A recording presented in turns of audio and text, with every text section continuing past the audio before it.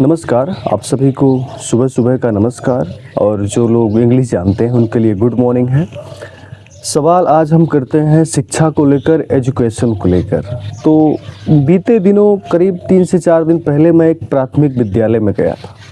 उस विद्यालय का नाम इसलिए नहीं ले रहे हैं क्योंकि मुझे लगता है कि उस विद्यालय का नाम लेने से कुछ लोगों को प्रॉब्लम हो सकती है। वहाँ के जो टीचर्स हैं, जो संविदा पर काम करते हैं, जो आंगनबाड़ी में काम करते हैं, शायद उनके लिए प्रॉब्लम हो जाए, इसलिए मैं उस विद्यालय का नाम नहीं ले रहा हूँ। मगर उस विद्यालय में जब शुरुआत में हम लोग पढ़ाई करते थे तो उस टाइम पर तख्ती का इस्तेमाल होता था। फिर इसके बाद में वहाँ पर कलम का इस्तेमाल होता था, जो एक हमारे यहाँ गांव में सरपत कहते हैं, उसके सेंटे को बनाकर स्याही के साथ जो लिखा जाता था। और इसके बाद पेन की शुरुआत होती है। और इसके बाद उस समय पर जब मुझे याद है कि जब पढ़ाई कक्षा 1 से 2 में मैं था तो उस टाइम पर स्कूल में खाना नहीं बनता था। कक्षा 3 के करीब में स्कूल में जो है खाना बनना शुरू हुआ और तब बनता था सिर्फ खिचड़ी। फिर धीरे धीरे इसमें बदलाव हुआ। इसके बाद जो है सब्जी भी बनने लगी और इसमें खिचड़ी भी बनने लगा, दाल भी बनने लगी। तो धीरे धीरे चेंज हुआ। उस टाइम पर शौचालय के नाम पर हमारे पास एक तालाब हुआ करता था। जितने भी बच्चे थे, चाहे वो लड़कियां थी चाहे लड़के थे, सब लोग तालाब पर जाया करते थे। फिर इसमें भी बदलाव हुआ, शौचालय बने।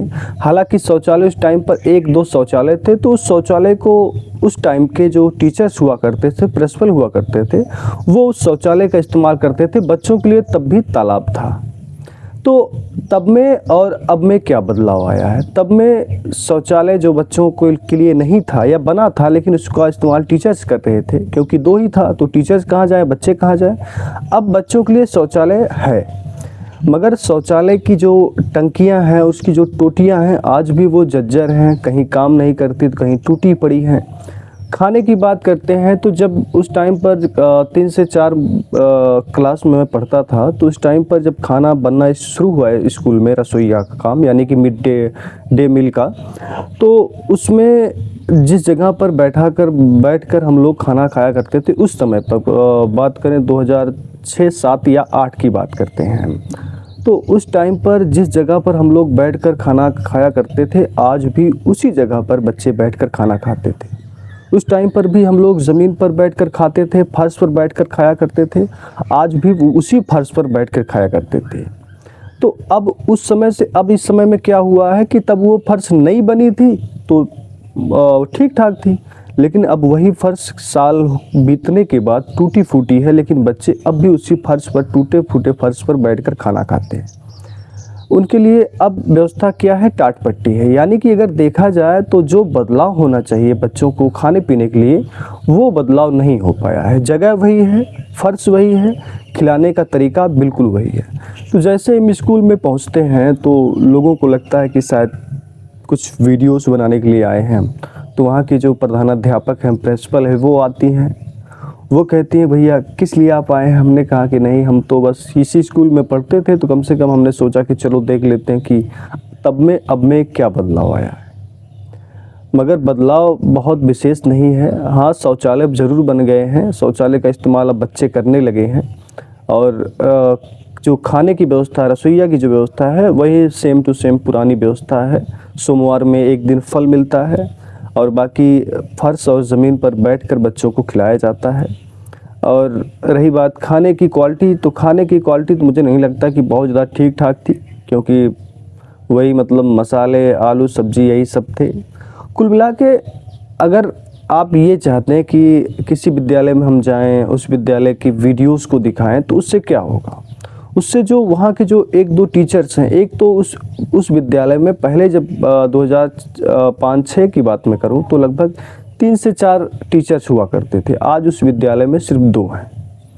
2 इसलिए हैं कि अनुपात बताया जाता है कि 30 बच्चों के बीच में 1 टीचर्स होगा और करीब 60 बच्चे हैं उस विद्यालय में, तो इसलिए वहाँ 2 टीचर्स थे।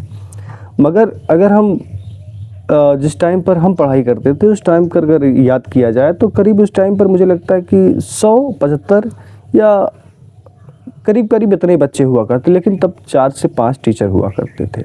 आप कह सकते हैं कि उस टाइम पर टीचरों की या तो अच्छी संख्या, अच्छी आबादी रही होगी, या फिर स्कूल की कमी के कारण जो टीचर्स ज़्यादा रहे होंगे, इसलिए एक विद्यालय में कई टीचर्स। लेकिन ये जो नियम बनाया गया, अनुपात 30/1 यानी कि 30 बच्चों में एक टीचर्स।